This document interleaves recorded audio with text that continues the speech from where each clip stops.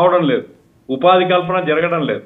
కాబట్టి నేను అడుగుతున్నది ఏమంటే, కూటమి ప్రభుత్వం కావచ్చు, లేదా యామిన్ లాంటి వారు, లేకపోతే పురంధేశ్వర లాంటి వాళ్ళు, వీళ్ళందరూ కూడా కేంద్ర ప్రభుత్వం దగ్గర పోయి శాతాలు లెక్కేయడం కాకుండా, మాకు ఆంధ్ర రాష్ట్రంలో యువతలో తీవ్రమైన అసంతృప్తి ఉంది, ఆ అసంతృప్తి ఫలితంగానే మేము గెలిచాము. కాబట్టి కేంద్ర ప్రభుత్వం యొక్క భారీ పరిశ్రమలు ఏవైనా కొన్ని ప్రాంతాల్లో మీరు పెట్టమని, రాయలసీమ ప్రాంతంలో పెడతారా లేదా వైజాగ్లో పెడతారా ఎక్కడ అనేది తర్వాత చూడొచ్చు. ఏమైనప్పటికీ పారిశ్రామికరణ జరగకుండా ఆదాయ వనరులు కూడా అభివృద్ధి కావండి. వ్యవసాయం ద్వారా వచ్చే డబ్బుతో ప్రభుత్వానికి పెద్ద ఆదాయం రాదు, పరిశ్రమలు వస్తేనే ఆదాయం వస్తుంది. కాబట్టి పారిశ్రామికరణ కోసం కేంద్ర ప్రభుత్వం శ్రద్ధ తీసుకోవాలా, విభజన హామీలు అమలు చేయాలి. ఇప్పుడు కడప స్టీల్ ప్లాంట్ ఉందండి, రాయలసీమలో ఉపాధి కల్పన లేదు. అట్లాగే ఇంతకుముందు బిహెచ్పి మన్మోహన్ సింగ్ గారు అక్కడ తిరుపతి దగ్గర శంకుస్థాపన చేసి ఎత్తేసినారు. ఆ తర్వాత అనంతపూర్లో పిల్లెట్ ఫ్యాక్టరీ పెడతామని ఎత్తేసినారు సెంట్రల్ గవర్నమెంట్. కాబట్టి ఇప్పుడు రాయలసీమలో కొన్ని జిల్లాల్లోనైనా భారీ పరిశ్రమలు పెట్టారు. అట్లాగే కోస్తా ప్రాంతం, అట్లాగే ఉత్తరాంధ్ర ప్రాంతం, అవి సెలెక్ట్ చేసుకొని పారిశ్రామికరణ వైపుగా ఏమి చేయకుండా శాతాలు లెక్కేసుకుంటే ఏం చేస్తాం? మేము రోడ్లు వేసినాము, లేకుంటే ఇంకోటి చేసినాం, మేము ఎయిర్పోర్ట్లు పెట్టినాం. ఆడాడ ఎయిర్పోర్ట్లు రోడ్లతో అభివృద్ధి కాదండి, భారీ పరిశ్రమలు పారిశ్రామికరణ. ప్రత్యేక హోదా ముగిసిన చాప్టర్ అంటారు వాళ్ళు. మేము ప్రత్యేక హోదా వస్తే పరిశ్రమలు వస్తాయని చెప్తాం మేము. కాబట్టి విభజన హామీలు ఏవైతే ఉన్నాయో అవన్నీ అమలు చేసే పద్ధతిలో బీజేపీ పనిచేయాలి. తెలుగుదేశము, జనసేన బీజేపీ మీద ఒత్తిడి తీసుకొని వచ్చి కేంద్ర ప్రభుత్వం, ఎందుకంటే నితీష్ కుమార్ ఒత్తిడి చేస్తూ ఉన్నాడు, వస్తుందా రాదా నాకు తెలియదు, కానీ ప్రత్యేక హోదా మర్చిపోయిన చాప్టర్ కాదు, మా రాష్ట్రానికి కావాలంటున్నాడు. ఇక్కడ అడిగే పరిస్థితిలో మన నాయకులు లేరు. కాబట్టి ఏమైనప్పటికీ ఆంధ్ర రాష్ట్రం యొక్క సర్వతోముఖాభివృద్ధి, ఇప్పుడు పోలవరం ప్రాజెక్టు, అట్లాగే అమరావతి రాజధాని, దీంతో పాటు పారిశ్రామికరణ, ఉపాధి కల్పన, ఇటువంటి ప్రయారిటీస్ పెట్టుకొని సెంట్రల్ గవర్నమెంట్ నుంచి ఫండ్స్ రాబట్టుకోకపోతే, సెంట్రల్ గవర్నమెంట్ ప్రత్యేకించి సహాయం చేయకపోతే ఆంధ్ర రాష్ట్రం యొక్క అభివృద్ధి పెద్దగా జరగదండి. ఈ రాష్ట్ర ప్రభుత్వం యొక్క వనరుల నుంచే ఆల్రెడీ అప్పులే బాగా పెరిగిపోయినాయి. ఈ అప్పులు కట్టుకోవడం, ఇక కొత్తగా మళ్ళీ ఇన్వెస్ట్మెంట్ చేయడం అనేది ప్రభుత్వం సాధ్యం కాదు, కేంద్ర ప్రభుత్వం రాబట్టాలి. ఇప్పుడు ఆ పిఠాపురాన్ని ఆదర్శం చేయమనండి, మంచిదే భావోద్వేగానికి అని మీరే చెప్పారు, నేనేం చెప్పను. ఎందుకంటే పవన్ కళ్యాణ్ గారు వ్యక్తిగతంగా ఆయన నిజాయితీగా ఉంటాడు, వ్యక్తిగతంగా ఏదో ఆయనలో ఉండేటువంటి ఆవేశం అది చెప్తాడు. కానీ ప్రభుత్వం అనేది ఆయన కుర్చీలు, ఆయన టేబుల్ వేసుకుని నడవదండి. అట్లా టేబుల్ కుర్చీలతో ప్రభుత్వం నడవదు. ప్రభుత్వం నడపాలంటే అధికార యంత్రాంగాన్ని, లక్షల మంది ఉద్యోగుల్ని కదిలించి ప్రభుత్వంలో అవినీతి రహితమైనటువంటి వ్యవస్థ తీసుకొని రావాలి.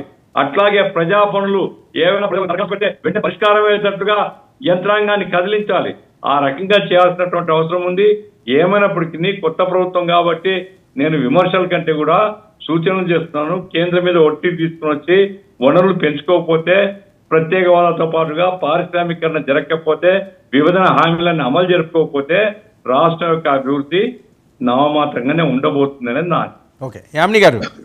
వర్మ గారు, గఫూర్ గారు పెద్దలు చెప్పారు, వారి సూచన అన్నారు కాబట్టి వారి సూచనను ఖచ్చితంగా పరిగణలో తీసుకుంటాం. కానీ ఆ సూచనలో కొంచెం వారు కూడా తెలుసుకోవాల్సింది ఒకటి ఉంది. భారతీయ జనతా పార్టీకి గడిచిన 10 సంవత్సరాలు ఆంధ్ర రాష్ట్రం పైన చిత్తశుద్ధి లేకపోతేనే 3 ఇండస్ట్రియల్ కారిడార్లు పెడతారా? లేదంటే ఇందాక వారు అన్నట్టుగా రాయలసీమలో, ఉత్తరాంధ్రలో, అలాగే మన ఈ కృష్ణా జిల్లాల గురించి మాట్లాడుతున్నారు. ఆసియాలోని అతిపెద్ద మెట్టెక్ జోన్ ఎక్కడుందండి ఈ రోజున? విశాఖపట్నంలో ఉన్నది. అలాగే ఇప్పుడు 3 ఇండస్ట్రియల్ కారిడార్లు 5 నోడ్లలో 3 రాయలసీమలో ఉన్నాయి. ఎంత పెద్ద కారిడార్లు అంటే ఒక్కొక్క ఇండస్ట్రియల్ కారిడార్ 1,00,000 మందికి ఉపాధిని కల్పించే విధంగా ఉన్నాయి. అలానే ఇప్పుడు మనకి తడ దగ్గర శ్రీ సిటీ ఉంది, అక్కడ ఇప్పుడు ఇంటర్నేషనల్ మనకి టెలికాం, మన మొబైల్ కంపెనీస్ వచ్చాయి, మ్యానుఫ్యాక్చరింగ్ కంపెనీస్ ఉన్నాయి. అలాగే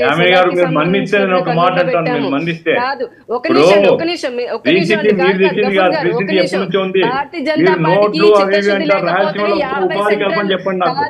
50 సెంట్రల్ ఇన్స్టిట్యూషన్స్ వచ్చాయండి. భారతీయ జనతా పార్టీకి చిత్తశుద్ధి లేకపోతున్నాయి. మన్మోహన్ సింగ్ గారి గురించి మాట్లాడారు మీరు. అలాంటి రాజశేఖర రెడ్డి గారు ఇదే అంతకు ముందు ఉన్నటువంటి మన్మోహన్ సింగ్ గారు ఉన్నప్పుడు కూడా జరిగినటువంటి 25 ఏళ్ల నుంచి మూలపడిన రైల్వే లైన్ కూడా భారతీయ జనతా పార్టీ 2015లోనే పూర్తి చేసింది. ఓకే యామిని గారు ఇంతకు ముందు ఏం చేశారు అన్నది కాదు, ఇప్పుడు చాలా ఎక్కువ చేయాల్సిన పరిస్థితుల్లో ఆంధ్రప్రదేశ్ ఉన్నది. ఎన్నో పైప్ లైన్ లో ఉన్నాయి. ఓకే యామిని గారు ఇచ్చాము, కానీ స్టేట్ గవర్నమెంట్ వాళ్ళు ఇవ్వాల్సినటువంటి వాళ్ళు చేయాల్సిన కాంట్రిబ్యూషన్ చెయ్యక చాలా మటుకు ఆగిపోయినాయి. కానీ ఐఐటీలు అన్నాము, ఎయిమ్స్ అన్నాము, ఇచ్చినటువంటి వాటిల్లో దాదాపు అన్ని నెరవేరాయి. ఇదేదో జగన్మోహన్ రెడ్డి 99% కాదండి. మేము శ్వేతపత్రం మండల వారీగా మేము చేసినటువంటిది. ఓకే యామిని గారు ఇక్కడ ఒక అంశం మీకు తెలియంది కాదు, ఇది మీరు ఆంధ్రప్రదేశ్ వాసులే కాబట్టి ప్రత్యేక హోదా అన్నది వాళ్ళ ఊపిరిలో ఉందండి ఆంధ్రప్రదేశ్ ప్రజల్లో. అది మీరు లేదు అన్నా సరే వాళ్ళు అది చెరపరు, ఎందుకంటే ప్రత్యేక హోదా వస్తుందని ఎన్నో ఆశలతోటి వాళ్ళు ఇప్పటికీ కూడా ఉన్నారు. ఏదో టైంలో వస్తాదేమో, చంద్రబాబు నాయుడు గారు వస్తారేమో, లేకపోతే జగన్మోహన్ రెడ్డి గారు వచ్చినప్పుడు అవుతుంది. ఇప్పుడు నితీష్ గారు ఒక మెలికి పెట్టారు, ఖచ్చితంగా ప్రత్యేక హోదా ఇచ్చి తీరాలి అంటున్నారు. నితీష్ గారికి మీ ఎన్డీలో ఎంత పాత్ర ఉన్నదో చంద్రబాబు నాయుడు గారికి కూడా అదే పాత్ర ఉన్నది. గఫూర్ గారు చెప్పిన దాంట్లో వేరే అంశం కాదు, ఆంధ్రప్రదేశ్ కోసం చెప్తున్నారు ఆయన, ఏదో పార్టీల స్వలబ్ధి కోసం కాదు కదా. ఒత్తిడి తీసుకురాకపోతే ఎవరో కూడా వినరు. మేము కూడా అదే చెప్తున్నాం, ఆంధ్రప్రదేశ్ గురించే చెప్తున్నాము. భారతీయ జనతా పార్టీ ఎన్డీఏ ప్రభుత్వం, కేంద్రంలో ఎన్డీఏ ప్రభుత్వము ఇక్కడ ఆంధ్రప్రదేశ్ అభివృద్ధికి కట్టుబడి ఉన్నాం కాబట్టి మాకు ఎటువంటి వేరే రకంగా ఆంధ్రప్రదేశ్ కి చేయకూడదనేది ఆ రోజు లేదు, నిన్న లేదు, ఈ రోజు లేదు, రేపు అంతకంటే రాను కూడా రాదు. ఖచ్చితంగా ఇక్కడ ఉన్నటువంటి ఎన్డీఏ కూటమి ప్రభుత్వము అన్ని మాట్లాడుకుంటుంది. ఏ విధంగా సాధ్యాసాధ్యాలను చూసుకొని ఈ రాష్ట్రానికి మంచిని 100 కాదు 1000% చేస్తుంది ప్రభుత్వం. అందులో అసలు సందేహమే అవసరం లేదు. దానికి 100% కేంద్ర ప్రభుత్వం సపోర్ట్ ఇస్తుంది. ఓకే పట్టాభి గారు, ఎంత అభిమానం ఉన్నప్పటికీ, ఎంత అభిమానం అన్నా సరే, ఓకే మోదీ గారి మీదో ఇంకొకరి మీదో మీకు కానీ లేకపోతే పవన్ కళ్యాణ్ గారికో చంద్రబాబు నాయుడుకో ఉండొచ్చు, కానీ రాష్ట్రం కోసం ఇది సరైన సమయం. ప్రత్యేక హోదా అనే అంశం అన్నది ప్రతి ఒక్కరు కోరుకుంటుంది. దానికి వస్తే ఏ రకమైన బెనిఫిట్స్ ఉంటాయని ఎన్నోసార్లు మనం చర్చించుకున్నాం. గఫూర్ గారు కూడా ఇప్పుడు చెప్పారు, బడా పరిశ్రమలు ఇవన్నీ రావాలంటే ఆ హోదా అన్నది ఖచ్చితంగా ఉండి తీరాలని. ఓకే అప్పుడు ప్యాకేజ్ అన్నారు, కానీ ఇప్పుడు పరిస్థితి వేరు. అంతకంటే అధ్వానంగా 2024కి ఆంధ్రప్రదేశ్ వెళ్ళిపోయిందని చెప్పి మీరే లెక్కలు చూపిస్తున్నారు. ఇంత దారుణమైన పరిస్థితులు ఉన్నదని. ఇలాంటి టైంలో ఖచ్చితంగా హోదా అనే అంశం రావాలి. అక్కడ నితీష్ గారు డిమాండ్ చేస్తున్నారు. మీరు మీన్స్ జనసేన, మీరు అందులో భాగంగా ఉన్నారు కాబట్టి ఎటువంటి మోమాటాలకి పోకుండా దీని మీద పట్టు పెడితే అది వర్కౌట్ అయ్యే పరిస్థితిలోనే ఇప్పుడు ఉంది సిచ్యువేషన్ అని. వర్మ గారు, ఇక్కడ మీరు అదేవిధంగా ఈ డిబేట్ చూస్తున్నటువంటి ప్రజలందరూ ఒక విషయం అర్థం చేస్తారు. అదేంటంటే మేము భారతీయ జనతా పార్టీతో గుర్తుపెట్టుకోవడానికి గల ప్రధాన కారణం ఏంటంటే రాష్ట్రానికి మంచి జరుగుతుంది, రేపు కేంద్రంలో రాష్ట్రంలో ఎన్డీఏ ప్రభుత్వాలు ఏర్పడితే రాష్ట్రానికి మేలు జరుగుతుంది, మన బిడ్డల భవిష్యత్తు బాగుపడుతుందన్న ఒక ఆలోచనతోనే చంద్రబాబు నాయుడు గారు కానీ పవన్ కళ్యాణ్ గారు కానీ భారతీయ జనతా పార్టీతో పొత్తు పెట్టుకుంటూ ఎన్డీఏ కూటమిలో చేరడం జరిగింది.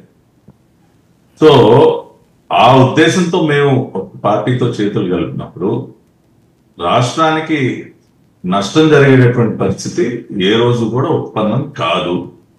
అదేవిధంగా నరేంద్ర మోడీ గారు కూడా ఆంధ్ర రాష్ట్రం పట్ల ఒక కమిట్మెంట్ తో ఉన్నారు. ఆయన ప్రమాణ స్వీకారానికి వచ్చిన సందర్భంలో కానీ లేదంటే దానికి ముందు కానీ ఎన్నికల ప్రచారంలో కానీ ఆయన గట్టిగా ఈ విషయాన్ని ప్రస్తావించారు.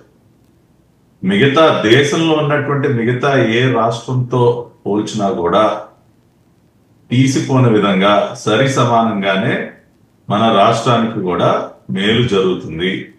ఆ విషయంలో ఎక్కడా కూడా రాజీ పడేటటువంటి పరిస్థితి ఉండదు. ఒక రాష్ట్రానికి అదనంగా మేలు జరుగుతున్నటువంటి పరిస్థితుల్లో మన రాష్ట్రానికి సంబంధించి ఇక్కడ మౌనంగా ఉండేటటువంటి పరిస్థితి ఉండదు. అదేవిధంగా నరేంద్ర మోడీ గారు కూడా ఆ రకమైనటువంటి వివక్ష ఆంధ్ర రాష్ట్రం పట్ల చూపిస్తారని కూడా మేము అనుకోవట్లేదు. కాబట్టి సరి సమానంగానే ఏది చేసినా కూడా కేంద్ర ప్రభుత్వం ఎటువంటి నిర్ణయం తీసుకున్నా కూడా ఆంధ్రప్రదేశ్ రాష్ట్రాన్ని గమనంలోకి తీసుకునే వాళ్ళు నిర్ణయం తీసుకుంటారు. ఆ రకంగా మేలు జరుగుతుందన్న ఆశాభావం మాకుంది. చంద్రబాబు నాయుడు గారి ప్రయత్నాలు కూడా ఆ దిశగానే ఉంటాయి.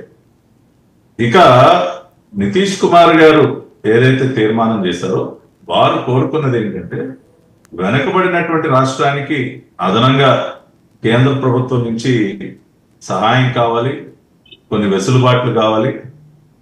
ప్రత్యేక హోదా గతంలో ఉన్నటువంటి రాష్ట్రాలకు ఏ రకంగా ఉందో అటువంటి